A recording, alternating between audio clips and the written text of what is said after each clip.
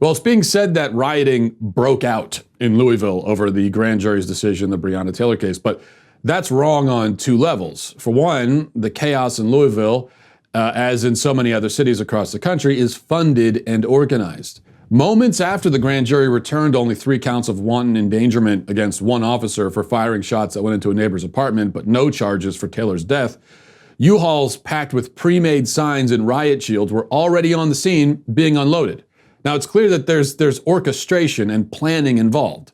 Also, these are not mere riots. These are violent uprisings with the clear and often stated goal of destabilizing the government and burning down the system. In other words, it's insurrection.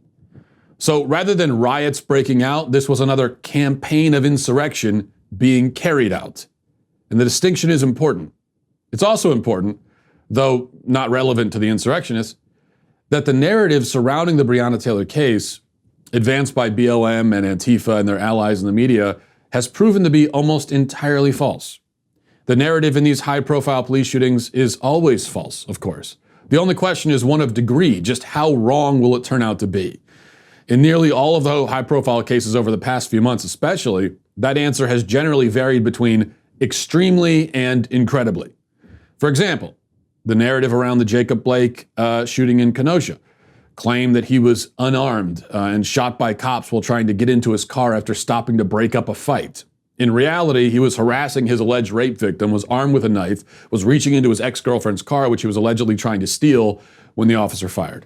In the shooting of Deon K in D.C., we were at first told that K was an unarmed child shot in the back. As it turns out, he was an adult, a known gang member, and was shot in the chest while running towards officers with his gun drawn. The case of Ricardo Munoz in Lancaster, activists told us that he was a mentally disabled person randomly gunned down outside his mother's house. Some even said, there were some BLM people online saying he was an autistic child murdered by the cops. In reality, Munoz was 27 years old, was shot because he chased after a police officer while wielding a large knife. BLM has gotten almost every fact of every case wrong. Going all the way back to Michael Brown in 2014, who was claimed to have been murdered with his hands up while begging for his life. Forensic evidence, eyewitness reports eventually confirmed that he was actually shot while assaulting a police officer and trying to steal his weapon. And this after he had assaulted a store clerk and committed a robbery. So what about Breonna Taylor? Now, initially it was reported that police burst into the wrong apartment without knocking during a botched drug raid and murdered Taylor while she was asleep. That would be indefensible if it was true, but once again, it wasn't. As Kentucky Attorney General Daniel Cameron explained in his press conference on Wednesday, officers were serving a legal warrant at the right location, and they did knock before entering. An independent witness corroborates that they announced and identified themselves. Upon entering the residence, Breonna Taylor's boyfriend, Kenneth Walker, opened fire on officers. When police returned fire, Breonna Taylor was hit and killed. Here's Cameron at the press conference explaining some of this. Evidence shows that officers both knocked and announced their presence at the apartment. The officers' statements about their announcement are corroborated by an independent witness who was near in a proximity to apartment 4. In other words, the warrant was not served as a no-knock warrant. When officers were unable to get anyone to answer or open the door to apartment 4, the decision was made to breach the door. After breaching the door, Sergeant Mattingly was the first and only officer to enter the residence. Sergeant Mattingly identified 2 individuals standing beside one another at the end of the hall, a male and a female. In his statement, he says that the male was holding a gun, arms extended, in a shooting stance.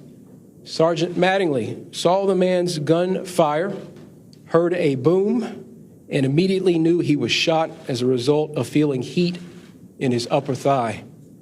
Kenneth Walker fired the shot that hit Sergeant Mattingly, and there's no evidence to support that Sergeant Mattingly was hit by friendly fire from other officers. Now, we should mention a warrant was issued for Taylor's apartment because there was reason to suspect that Taylor, or at least her apartment, was in some way involved in her criminal ex-boyfriend's drug enterprise. As court documents show, Taylor's car was spotted multiple times outside of a known drug house that was under surveillance by law enforcement. Taylor is on tape, reportedly, referring to the drug house while speaking to her then boyfriend while he was in jail. In 2016, the body of a murder victim was allegedly found in a car rented by Taylor, which she said she had lent to her boyfriend. Shortly after her death, the ex-boyfriend was again recorded in jailhouse phone conversations claiming that Taylor was, quote, handling his money. The point is that the warrant was issued for entirely valid reasons. The cops executed it according to the law, following all the proper protocols. Only opened fire after Walker had begun shooting at them. There is no basis for calling this a murder, much less a racist murder by agents of white supremacy. It's a tragic accident, a catastrophic confluence of events. Many other terms could be used to describe it, but the fact remains that officers were serving a lawful warrant, acting within the bounds of the law, and responding with lethal force to the lethal force being used against them. As usual, those accusing the officers of criminal conduct have not bothered to explain what they might have done differently. Should they have not obtained the warrant for the apartment in the first place, despite having credible reason to believe that it had ties to drug trafficking? Should they not have executed the warrant? Should they not have, or should they have waited outside for someone to come to the door, and if the residents refused to answer, then just pack up and go home? Or should they have not returned fire once they were fired upon? Instead, diving to the floor or hiding behind furniture, hoping the assailant stops before a bullet hits one of them in the face. Now, BLM militants, if they were being honest, would actually answer yes to all of those questions. They've made it clear that their problem with the police is that the police exist. Anything the police do, therefore, is wrong. For the simple fact the police are the ones doing it. For BLM and its allies, the fight against police brutality is a fight against policing itself. All law enforcement is brutality in their minds. And anybody who dies at the hands of police, any black person anyway, has been murdered, no matter what, regardless of context. This is the radicalism that holds our cities hostage, the madness to which we are all supposed to bow. It dresses itself in the garb of racial justice. It carries signs that say things like equality. But this is all a decidedly unconvincing disguise for their radical assault on law and order and civilization itself.